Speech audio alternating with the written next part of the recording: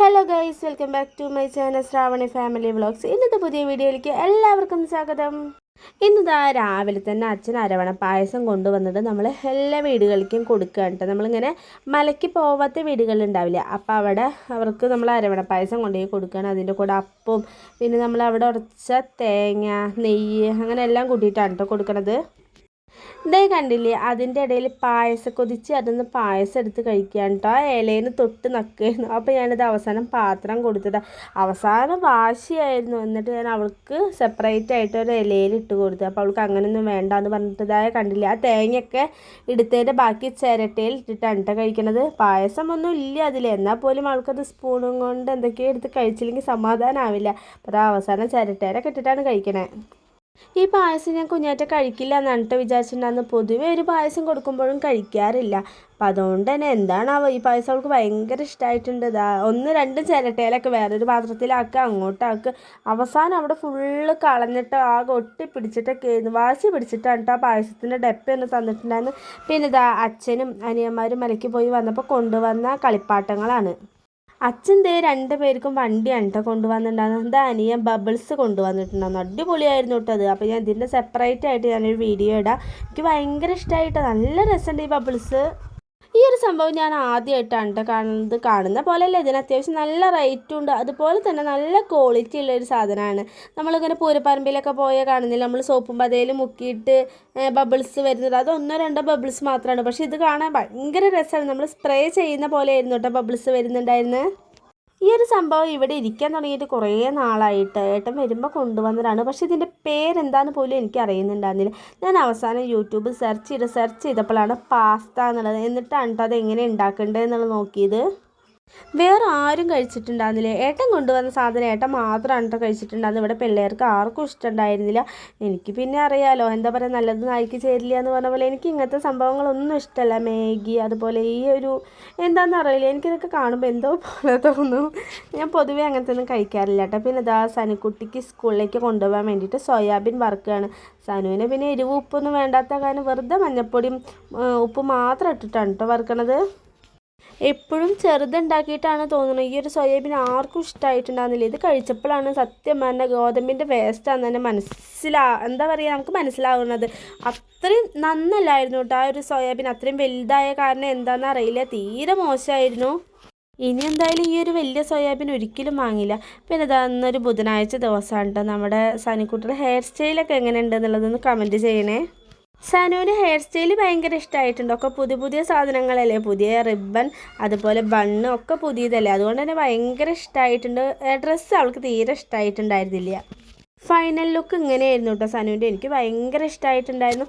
ഞാനിത് അവളുടെ മുടിയിൽ ഓരോരോ പരീക്ഷണങ്ങൾ ഇങ്ങനെ നടത്തിക്കൊണ്ടിരിക്കുകയായിരുന്നു. ഒന്ന് നീളം വെച്ച് വരണ്ടേ, ഇപ്പോഴാണെന്ന് നീളം വയ്ക്കൊന്നുമില്ല. എനിക്ക് ഭയങ്കര ഇഷ്ടമാണ് കേട്ടോ. ഞാൻ വിചാരിക്കുന്നത് അവൾക്ക് കുറച്ചും കൂടി മുടി ഇങ്ങനെ നീളം വെച്ചിട്ട് മുടി ഓരോരോ മോഡലിൽ ഇങ്ങനെ കെട്ടി കൊടുക്കണം എന്നൊക്കെ വിചാരിക്കുന്നുണ്ട്.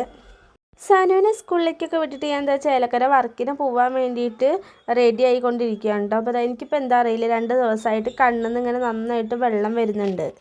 നല്ല തലവേദനയും അതുപോലെ എന്താ പറയുക, ഇപ്പോഴത്തെ ക്ലൈമറ്റിൻ്റെ രാവിലെയൊക്കെ നിൽക്കുമ്പോൾ എന്തൊരു മഞ്ഞാണ്. അപ്പോൾ അതിൻ്റേതായ ചെറിയ ബുദ്ധിമുട്ടുകളൊക്കെ ഉണ്ട്.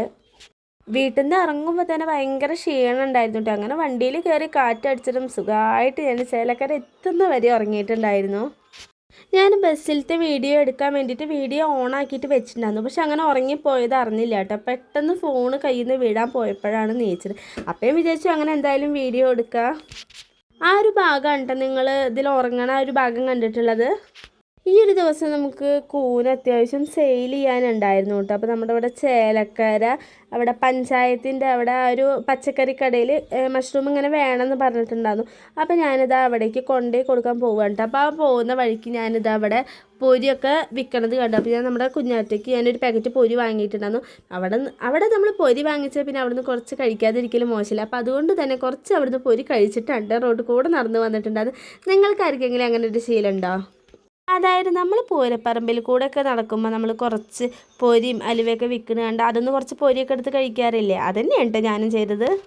അങ്ങനെ പച്ചക്കറി കടയിലൊക്കെ കൂനൊക്കെ കൊടുത്ത് തിരിച്ചു വരുമ്പോൾ അവിടെ പഞ്ചായത്തിൽ നമുക്ക് കോളിഫ്ലവറും അതുപോലെ കാബേജും കൊടുക്കുന്നുണ്ടായിരുന്നു, ചെടികൾ കൊടുക്കുന്നുണ്ടായിരുന്നു കേട്ടോ. അപ്പോൾ അത് ഞാൻ പോയി വാങ്ങിച്ചു വന്നു. അവിടെ പഞ്ചായത്തിൽ എല്ലാവർക്കും കൊടുക്കുന്നുണ്ട്, ഫ്രീ ആണെന്ന് പറഞ്ഞത് ഞാൻ ഓടിപ്പോയി വാങ്ങിച്ചു. ഇതെങ്ങനെ വെക്കേണ്ടതെന്നോ എങ്ങനെ നടണ്ടേന്നോ ഒന്നും അറിയില്ല. പിന്നെ നമ്മൾ മലയാളികൾ ഫ്രീ എന്ന് കേട്ടാൽ നമ്മൾ അപ്പോൾ ഓടുമല്ലോ, എന്താ ഏതാ ഒന്നും നോക്കാണ്ട് കോളിഫ്ലവറും കാബേജും കിട്ടിയെന്ന് പറഞ്ഞിട്ട് നേരെ ഞാൻ വന്ന് മണ്ണിലൊക്കെ കുഴിച്ചിട്ടു.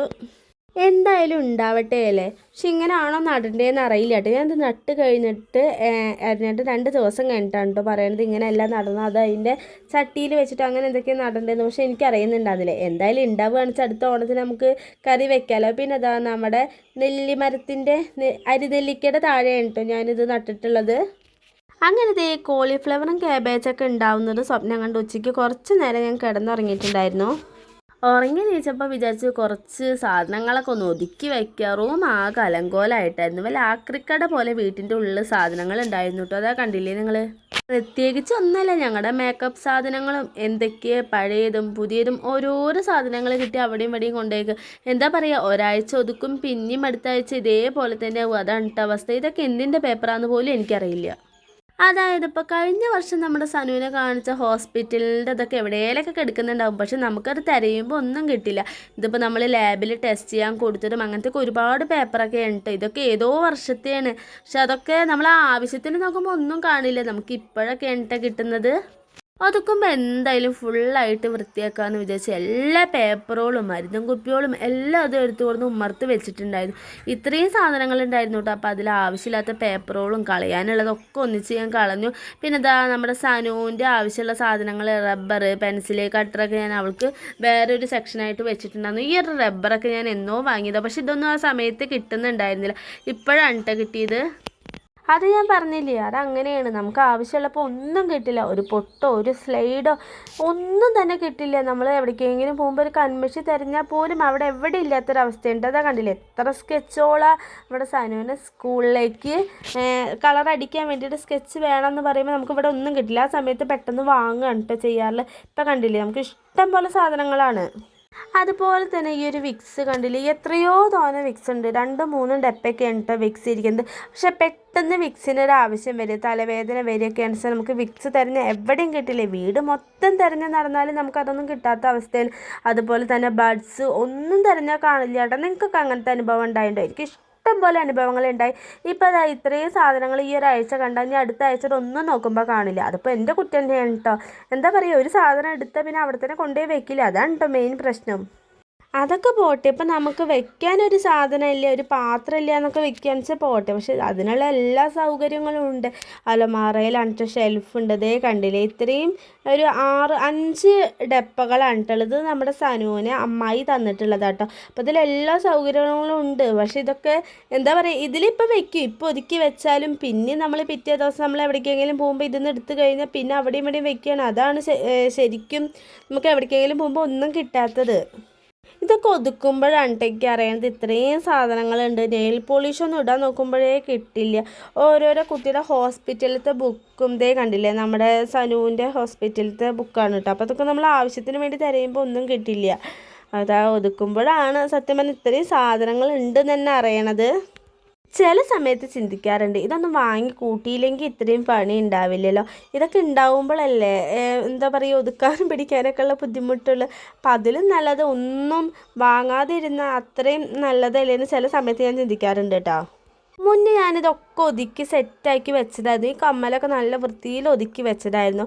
പക്ഷേ ഇത് ഓരോന്ന് എടുത്തിട്ടിട്ട് പോകുമ്പോൾ പിന്നെ അവിടെയും ഇവിടെയും വെച്ചിട്ട് പിന്നെ എന്താ കാര്യം. അതുപോലെ തന്നെ ഇതാ കണ്ടില്ലേ, നമ്മുടെ സനുവിൻ്റെ തലയിലിടുന്ന ക്ലിപ്പുകളും ഒക്കെ ഇപ്പം ഞാൻ അവസാനം ഇങ്ങനെ സെറ്റാക്കി വെച്ചിട്ടോ. പിന്നെ ഇതാ ഈ ഒരു ബോക്സിലുള്ള ആ ഒരു ഷീറ്റിൽ എന്താണെന്ന് വെച്ചാൽ നമ്മുടെ കുഞ്ഞാറ്റയുടെ ഫിക്സിൻ്റെ ആ ഒരു മരുന്നാണ് കേട്ടോ. എപ്പോഴും എൻ്റെ കയ്യിൽ നിന്ന് മിസ്സാവുന്നൊരു സാധനമാണ്. അപ്പോൾ അതുകൊണ്ട് തന്നെ ഞാൻ ഈ ഒരു ഡപ്പയിൽ ഇട്ട് വെച്ചിരിക്കുകയാണ്.